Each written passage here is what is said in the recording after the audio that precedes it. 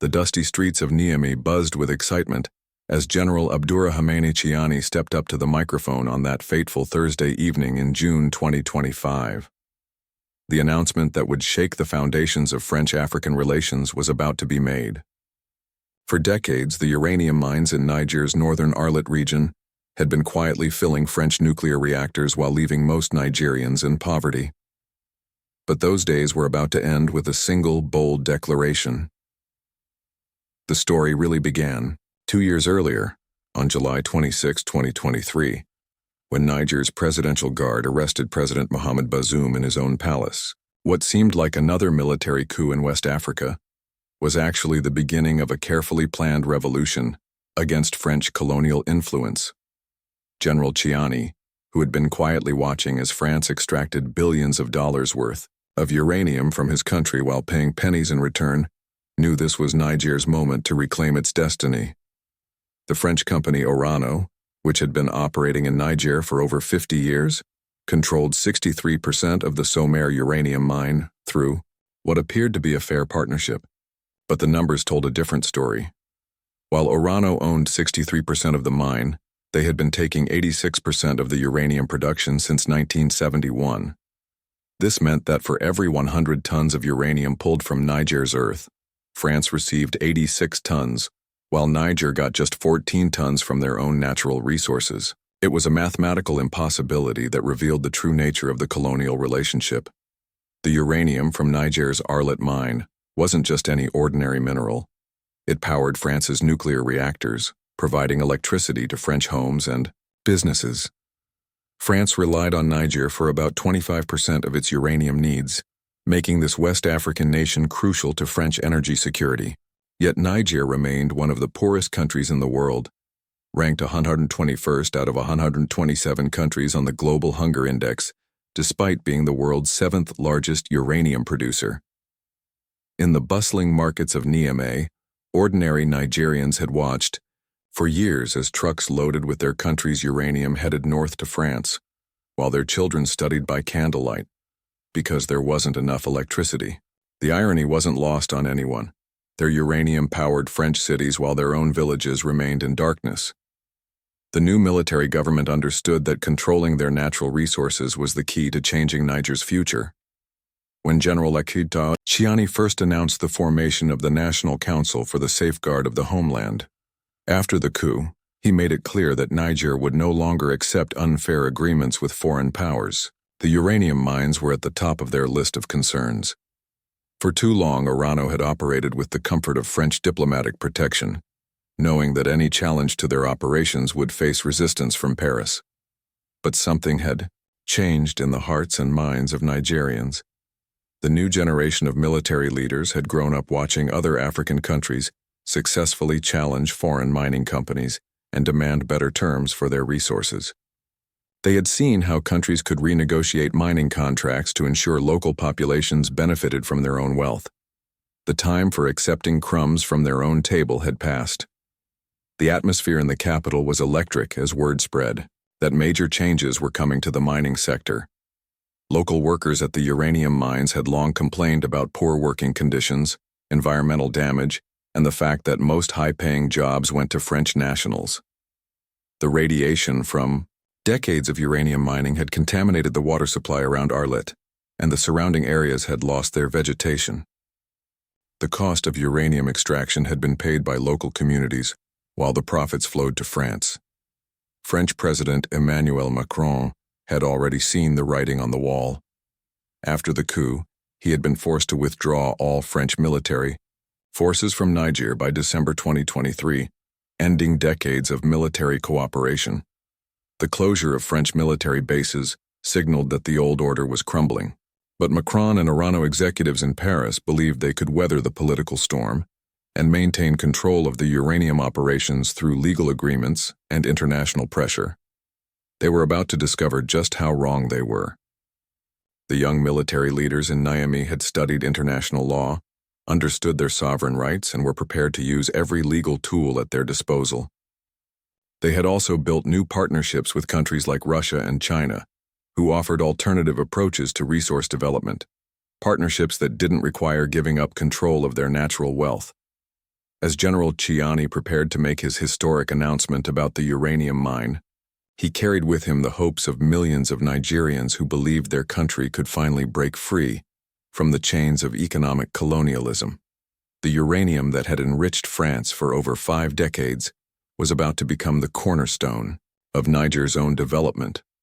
The revolution that had started with removing a president was about to complete its transformation by removing French control over Niger's most valuable resource. The tension in the air was thick as government ministers gathered around the polished conference table in Niamey's presidential palace for the cabinet meeting that would change everything. Intelligence reports from the uranium mines painted a disturbing picture of French behavior in the months following the coup. Orano executives, sensing the shifting political winds, had begun what could only be described as sabotage operations against their own mining venture. In December 2024, Orano had taken the dramatic step of disconnecting the Somer uranium mine from their global IT network, effectively shutting down operations without any notice to their Nigerian partners. This wasn't just a technical glitch, it was a deliberate attempt to cripple the mine's operations rather than allow Niger to gain control. French technicians and managers were being quietly evacuated back to France, taking with them critical operational knowledge and passwords needed to run the sophisticated mining equipment. General Chiani listened grimly as his mining minister presented evidence that Orano was deliberately trying to bankrupt the Somer joint venture. Internal documents showed that the French company had been systematically withdrawing funds and canceling supplier contracts, hoping to make the mine worthless before Niger could seize control. It was corporate warfare disguised as business decisions. The most shocking revelation came when Nigerian security forces raided Orano's offices in May 2025. They discovered that the company had been secretly planning to sell its stake in the uranium operations to unknown buyers without consulting their government partners. Orano's local director was arrested on charges of economic sabotage, and computers seized in the raid revealed communications between Paris and Niamey discussing strategies to make the mines unprofitable for any future operator. But Orano had underestimated the determination of Niger's new leadership. The military government had spent months preparing for exactly this scenario. They had quietly brought in mining engineers from Russia and China to assess the true condition of the uranium facilities and develop contingency plans for continued operations without French technical support. These experts confirmed that the mines were far from worthless. They were actually some of the most productive uranium facilities in the world. The environmental damage caused by 50 years of French uranium extraction had also become a rallying cry for change. The town of Arlit, once a thriving community, had become a poisoned wasteland where children were born with birth defects and cancer rates soared above global averages. The French had made billions from Niger's uranium while leaving behind contaminated water supplies and radioactive soil. Cleanup efforts, which should have been part of Orano's responsibilities, had been consistently delayed or ignored. President Macron's government in Paris was not sitting idle during this confrontation. French diplomats were working overtime to rally international support for Orano's position, arguing that Niger's military government was illegitimate and therefore couldn't make binding decisions about mining contracts. They filed complaints with international arbitration courts and threatened economic sanctions if Niger proceeded with any nationalization plans. The French media launched a propaganda campaign portraying the uranium nationalization as evidence that Niger was becoming unstable and dangerous for foreign investment. Stories appeared in major newspapers questioning whether Niger had the technical expertise to operate complex uranium facilities without French supervision. These articles ignored the fact that Nigerian workers had been running the day-to-day operations of the mines for decades while French managers collected the profits. Back in Niger, public support for confronting France was overwhelming. Large demonstrations filled the streets of Niamey, with protesters carrying signs demanding an end to uranium colonialism. Many demonstrators brought empty uranium containers to symbolize how France had emptied Niger of its wealth while giving nothing meaningful in return. The protests were peaceful but determined, showing that the military government had strong popular backing for their actions. The economic implications of the uranium dispute extended far beyond Niger's borders. France's nuclear power industry, which provided 70% of the country's electricity, was heavily dependent on reliable uranium supplies from West Africa. If Niger successfully cut off French access to uranium, it could trigger an energy crisis in France and force Paris to find more expensive alternatives from Canada or Australia. The stakes were enormous for both sides. Intelligence reports also revealed that Orano had been secretly negotiating with other West African governments to replace Niger as their primary uranium supplier. The French company was exploring expanded operations in Gabon and Madagascar, hoping to reduce their dependence on Niger before the political situation deteriorated further. But these alternative sources would take years to develop and would cost significantly more than the sweetheart deals they had enjoyed in Niger. As the cabinet meeting continued late into the night, General Chiani faced the biggest decision of his leadership. He knew that nationalizing the uranium mine would provoke a fierce response from France and potentially damage Niger's relationships with other European countries. International investors might become wary of putting money into Niger if they feared their assets could be seized by the military government. But the general also understood that this was Niger's best opportunity to break free from economic colonialism. The uranium belonged to Niger, and Nigerian people deserved to benefit from their own natural resources. The old agreements with France had been signed by previous governments that were either corrupt or operating under French pressure. The new Niger would negotiate as equals or not at all. The ministers around the table represented different perspectives on how to proceed. Some worried about international isolation and economic retaliation from France.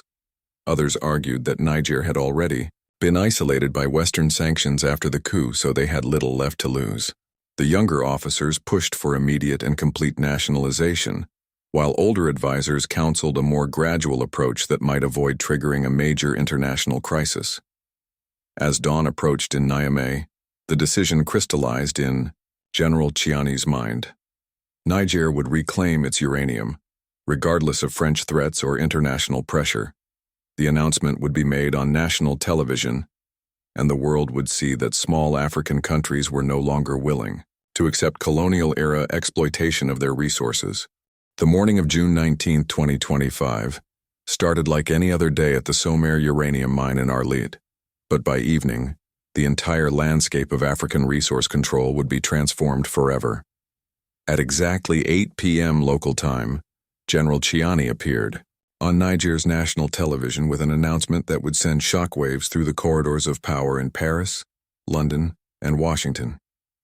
Faced with the irresponsible, illegal, and unfair behavior by Orano, a company owned by the French state, a state openly hostile toward Niger since July 26, 2023, the general declared, his voice steady and determined. The government of Niger has decided in full sovereignty to nationalize Somer. The words hung in the air like thunder, and across Niger people gathered around radios and television sets erupted in celebration. The timing of the announcement was no coincidence. Intelligence sources had confirmed that Orano was planning to completely abandon the uranium operations within weeks, hoping to leave Niger with a worthless, contaminated mining site, while transferring all valuable assets back to France. By acting first, Niger had essentially seized control of one of the world's most important uranium mines before the French could destroy it out of spite. The immediate reaction from Orano's headquarters in Paris was one of shock and outrage. Company executives had been so confident in their legal protections and French government backing that they never seriously considered the possibility of complete nationalization.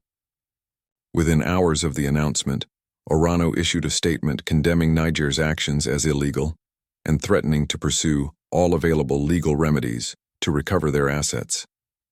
But the legal landscape was more complex than Orano wanted to admit. The original mining agreements between Niger and France had been signed during the colonial period, and the immediate post-independence years when Niger had little bargaining power. International law had evolved significantly since then, recognizing the sovereign right of nations to control their natural resources. Niger's legal team, supported by experts from Russia and China, had prepared a comprehensive case demonstrating that the old agreements violated modern standards of fairness and resource sovereignty. The French government's response was swift and predictable. President Macron called an emergency meeting with his cabinet, and within 24 hours, France had announced a package of economic sanctions against Niger. French banks were instructed to freeze Nigerian government accounts, and French companies were advised to suspend all business dealings with Niger. The European Union, under French pressure, also began discussions about imposing broader sanctions on the West African nation. However, Niger was no longer the isolated, dependent country it had been in previous decades. The military government had spent 2 years building alternative partnerships with Russia, China, and other countries that offered different models of resource development. Russian mining experts were already on the ground in Niger, providing technical assistance and promising investment in modernizing the uranium extraction facilities. The nationalization announcement triggered celebrations across West Africa, where other countries had been watching Niger's confrontation with France with great interest. In Mali and Burkina Faso, which had also experienced military coups and expelled French forces, government officials praised Niger's bold action as a model for other African nations. The three countries had formed the Alliance of Sahel States, creating a unified front against French influence in the region. Gold mining companies operating in Mali began receiving subtle messages from the government that their operations would also be subject to review if they didn't offer more favorable terms to local communities. In Burkina Faso, officials announced plans to renegotiate all mining contracts to ensure that the majority of profits from natural resource extraction remained in the country. The uranium nationalization in Niger was inspiring a broader movement of resource nationalism across West Africa. International mining companies watched these developments with growing concern. The old model of African governments accepting minimal royalties and environmental damage in exchange for foreign investment was clearly breaking down. Mining executives began emergency meetings to discuss how to adapt to the new reality of dealing with more assertive African governments that demanded genuine partnerships rather than colonial-style extraction agreements. The technical challenges of operating the uranium mine without French support were significant, but not insurmountable. The Sommer facility had been built with relatively standard mining equipment that could be maintained by international technicians from various countries. Russia had already offered to provide mining engineers and technical support, while China expressed interest in investing in expanded uranium processing facilities that would allow Niger to add value to its resources before export. Environmental concerns also played a major role in Niger's decision to nationalize the mine. For decades, Orano had resisted calls to invest in proper environmental protection and cleanup measures around the uranium facilities. The company's environmental record in Niger was far worse than their operations in other countries where stronger regulations and oversight existed. Under government control, Niger planned to implement stricter environmental standards and begin the long process of cleaning up contaminated areas around the mining sites. The human cost of uranium mining under French control had been largely hidden from international attention.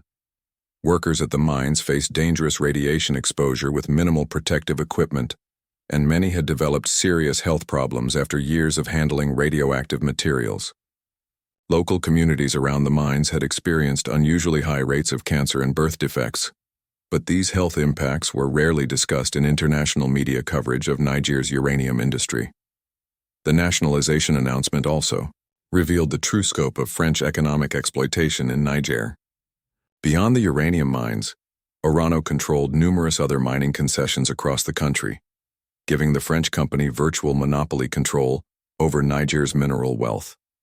The new government announced that all of these concessions would be reviewed and potentially canceled if they didn't provide fair terms for Niger.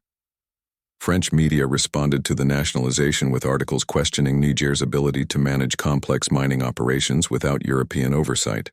These stories portrayed the uranium seizure as economically destructive for Niger, arguing that the country would be unable to find international buyers for uranium without French marketing networks. The coverage ignored the fact that uranium is a globally traded commodity with buyers around the world, including rapidly growing nuclear programs in Asia. As news of the nationalization spread globally, uranium prices began to fluctuate as markets tried to assess the impact on global supplies. France immediately began searching for alternative uranium sources, reaching out to suppliers in Canada, Australia, and Kazakhstan. However, these alternative sources were significantly more expensive than the below-market prices France had been paying for Niger's uranium for decades. The success or failure of Niger's bold move would depend largely on their ability to maintain uranium production while building new international partnerships.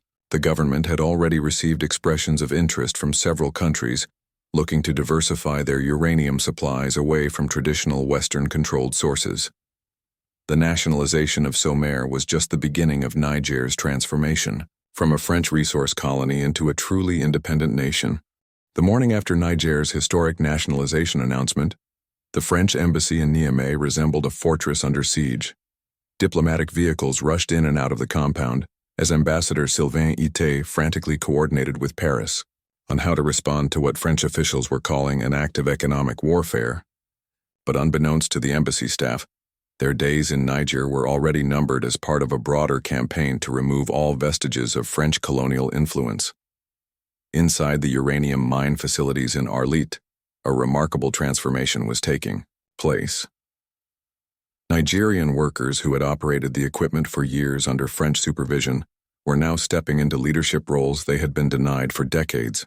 The myth that Africans couldn't manage sophisticated mining operations was being shattered in real time, as local engineers and technicians proved they understood every aspect of uranium extraction better than many of their former French supervisors. Mamadou Ibrahim, a 45-year-old mining engineer who had worked at Somaire for 20 years, found himself suddenly promoted from assistant supervisor to operations manager. For 2 decades, I watched French managers make decisions about my own country's resources, he said to his colleagues. They treated us like children who couldn't understand our own minds. Today we show the world that Niger's uranium belongs to Niger's people, and we know exactly how to extract it. The technical handover was smoother than anyone had expected, largely because Nigerian employees had been running most day-to-day operations for years, while French managers focused on financial decisions and profit extraction.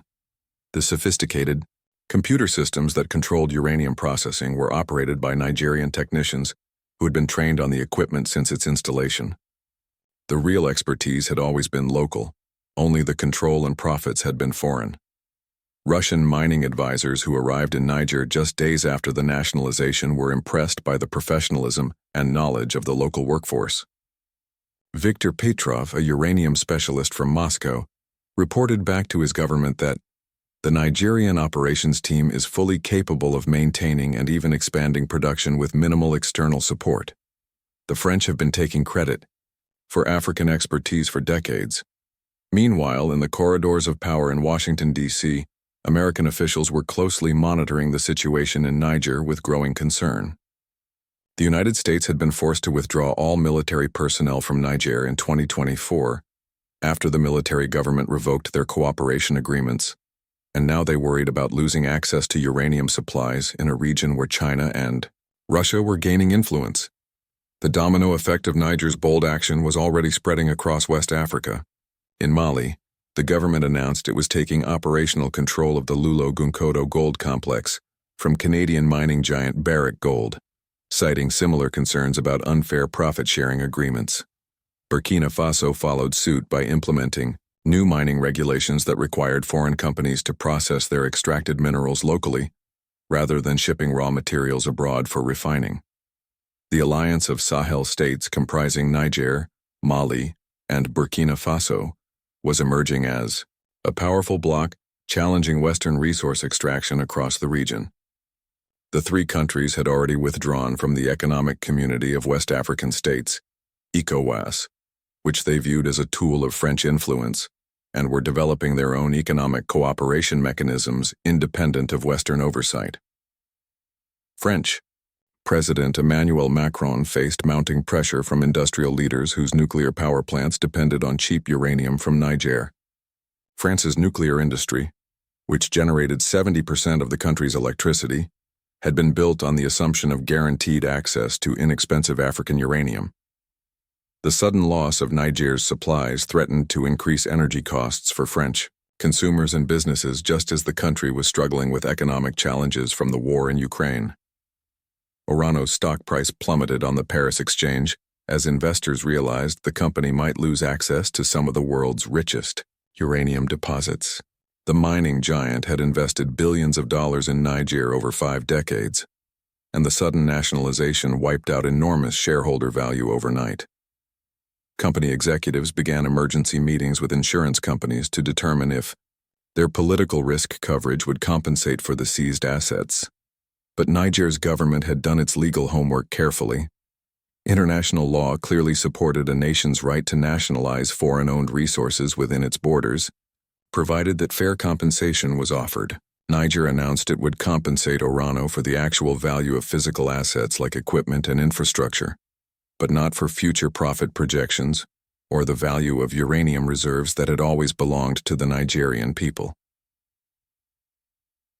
The compensation offer was calculated based on international mining industry standards, taking into account the depreciated value of aging equipment and the environmental liabilities that Orano would leave behind. When these factors were properly accounted for, the French company's claims for billions in compensation were reduced to a much more modest figure that Niger could reasonably afford to pay. Chinese mining companies immediately expressed interest in forming new partnerships with Niger for uranium development.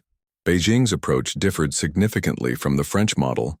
Instead of extracting raw uranium for processing elsewhere, Chinese companies offered to build uranium enrichment facilities within Niger, creating local jobs and adding value to the country's resources before export. The environmental dimension of the nationalization also gained international attention as Niger published detailed reports about contamination around the uranium mines. Independent scientists confirmed that radiation levels in some communities near the mining operations exceeded safe limits by dangerous margins, and groundwater contamination extended far beyond the immediate mining areas. The true cost of 50 years of French uranium extraction was finally being revealed to the world. Local communities around Arlit began to hope for the first time in decades that their environmental concerns would be addressed. Under French control, health problems related to uranium mining were rarely acknowledged, and requests for environmental cleanup were consistently ignored. The new government promised to prioritize community health and environmental restoration as part of their resource development strategy. The international uranium market began adjusting to the new reality of Niger's independence from French control.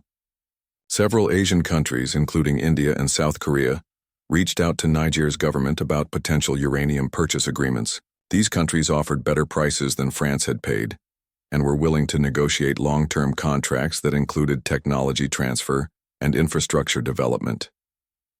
As December 2024 arrived, France announced the closure of its embassy in Niger, claiming it could no longer function normally in the changing political environment. The embassy closure marked the end of over 60 years of formal French diplomatic presence in Niger, and symbolized the complete breakdown of the colonial relationship that had enriched France while impoverishing one of Africa's most resource-rich nations. The success of Niger's uranium nationalization was inspiring similar movements across Africa, as other countries began questioning why they remained poor despite vast natural resource wealth. The old excuses about lacking technical expertise or international connections were being proven false, as Niger demonstrated that African nations could successfully manage their own resources when given the opportunity.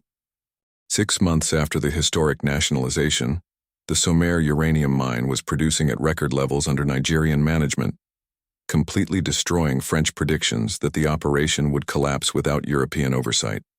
Production had actually increased by 15% as local managers implemented efficiency improvements that had been delayed for years under Orano's profit-focused management style.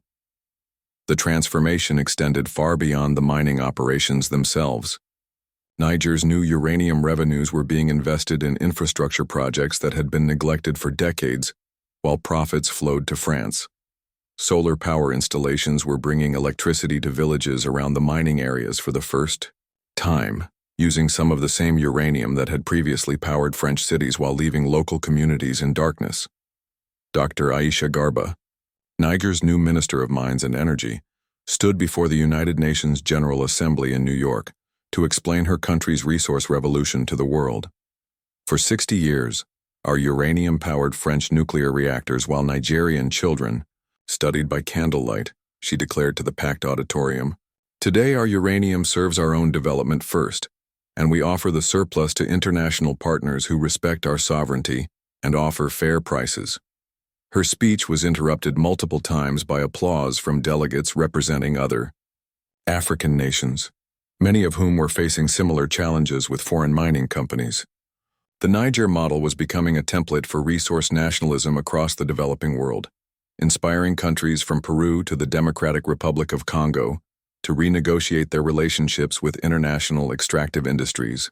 French officials watched the UN speech with growing frustration as their former colony gained international support for positions that Paris had hoped to isolate as illegitimate.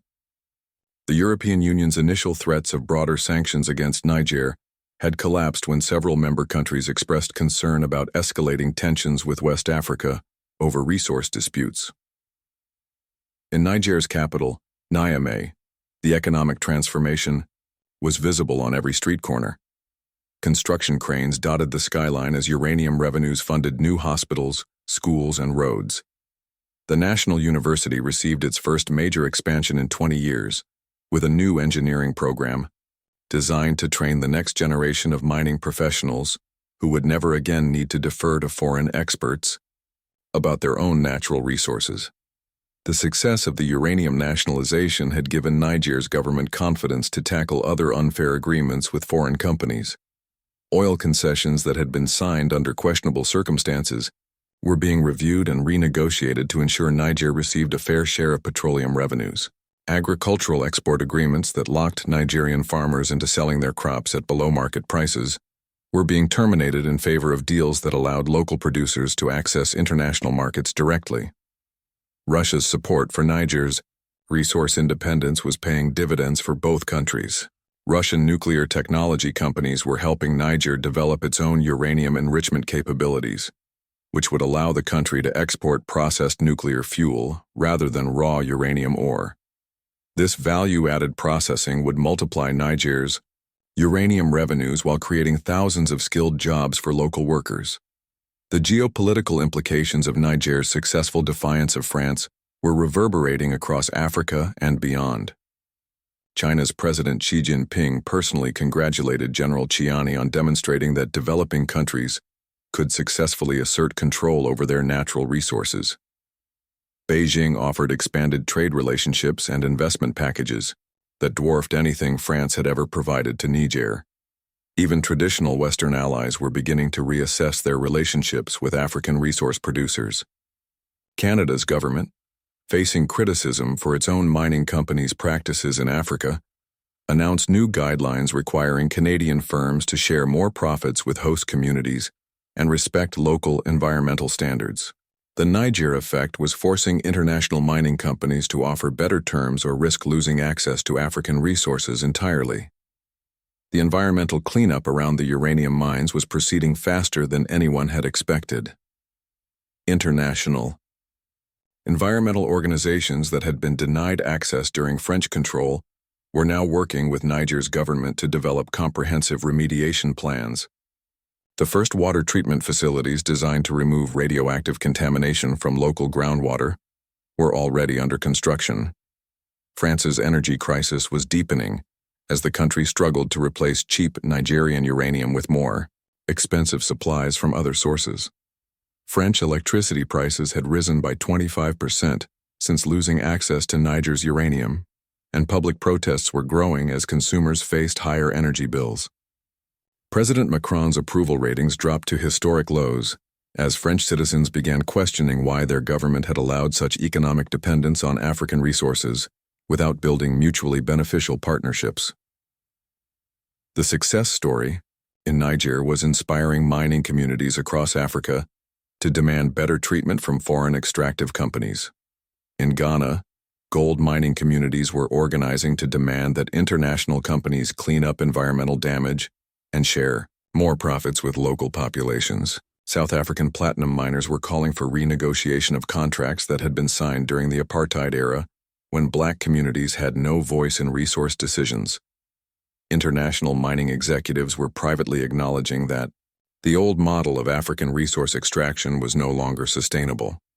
A confidential report prepared for major mining companies warned that the Niger precedent has fundamentally changed the risk calculation for African operations. Countries now believe they can successfully manage their own resources, and international investors must offer genuine partnerships or face potential nationalization. The legal battles between Niger and Orano continued in international arbitration courts, but the momentum had clearly shifted in Niger's favor. International legal experts were noting that older mining agreements signed during the colonial period, or immediate post-independence era, were increasingly vulnerable to challenge under modern interpretations of resource sovereignty and national self-determination. Niger's diplomatic success extended beyond Africa, as countries in Latin America and Asia began seeking advice on how to renegotiate unfavorable resource extraction agreements. Bolivia's government sent a delegation to study Niger's approach to uranium nationalization, hoping to apply similar strategies to their lithium mining industry. Venezuela's oil ministry requested consultations on techniques for asserting greater state control over petroleum resources. The transformation of Niger from a French resource colony into an independent, prosperous nation was nearly complete. The same uranium that had enriched France for decades was now funding schools, hospitals, and infrastructure projects across Niger. Children who might have grown up in poverty were receiving education and healthcare funded by their own country's natural wealth. As the first anniversary of the nationalization approached, General Chiani could look back with satisfaction at a decision that had changed not just Niger's future, but the entire relationship between Africa and the international mining industry. The bold move that had initially seemed risky had proven to be the key to unlocking Niger's true potential as a sovereign, prosperous nation. 1 year after Niger's historic uranium nationalization, President Emmanuel Macron finally acknowledged what many had already realized. France's era of African resource dominance was over. In a carefully worded speech at the Élysée Palace, Macron announced that France was ready to develop new, more equitable partnerships with African nations based on mutual respect and shared prosperity. The admission came too late for Niger, but it signaled a broader transformation in global resource relationships. The success of Niger's bold move had created a new model for resource-rich developing countries seeking to escape colonial-era exploitation. International development organizations were studying the Niger approach as a blueprint for how small nations could successfully assert control over their natural wealth without triggering economic collapse or international isolation. In the bustling markets of Niamey, the changes were impossible to ignore. Vendors sold goods imported with Niger's own foreign currency earnings, rather than aid money from European donors. Streetlights powered by electricity generated from Niger's own uranium illuminated busy commercial districts that had once gone dark after sunset. The transformation was so complete that young Nigerians could hardly remember when their country had been dependent on French generosity for basic services. General Chiani, now serving as Niger's elected president after a successful transition to civilian rule, reflected on the journey during a speech marking the nationalization anniversary. We learned that our poverty was not caused by lack of resources, but by lack of control over our resources, he told a crowd of thousands in Niamey's newly expanded national stadium, built with uranium revenues. Today, Niger stands as proof that African nations can prosper when they control their own destiny. The ripple effects of Niger's success continued spreading across the African continent. Mali's government had successfully renegotiated all major mining contracts, ensuring that 60% of gold mining profits now remained in the country. Burkina Faso had established Africa's first fully locally owned uranium processing facility with technical assistance from Niger's newly trained nuclear engineers. The Democratic Republic of Congo was reviewing all cobalt mining agreements to ensure fair compensation for what had become the world's most strategic mineral for electric vehicle batteries. French mining companies faced a stark new reality across their traditional African operations.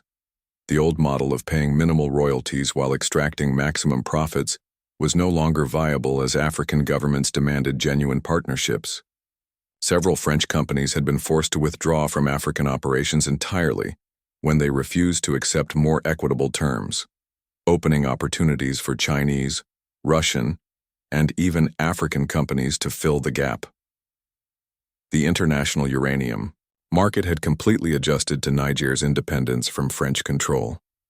Uranium prices had actually stabilized at higher levels that reflected fair market values rather than the artificially low prices that France had maintained through political pressure. Niger's uranium was now sold to nuclear programs in India, China, South Korea, and even some European countries that offered better terms than France had ever provided. The environmental transformation around Niger's mining areas became a model for sustainable resource extraction. Advanced water treatment systems had removed radioactive contamination from local water supplies, and innovative rehabilitation techniques were restoring vegetation to areas that had been barren for decades. International environmental organizations praised Niger's approach as demonstrating that resource extraction could be conducted without permanently damaging local ecosystems. Perhaps most importantly, Niger's success had destroyed the myth that African countries lacked the technical expertise to manage sophisticated industrial operations. The uranium mines under Nigerian management were operating more efficiently than they ever had under French control, and Niger's nuclear engineers were now consulting with other African countries seeking to develop their own uranium resources. The economic data spoke for itself. Niger's GDP had grown by 45% in the year following nationalization,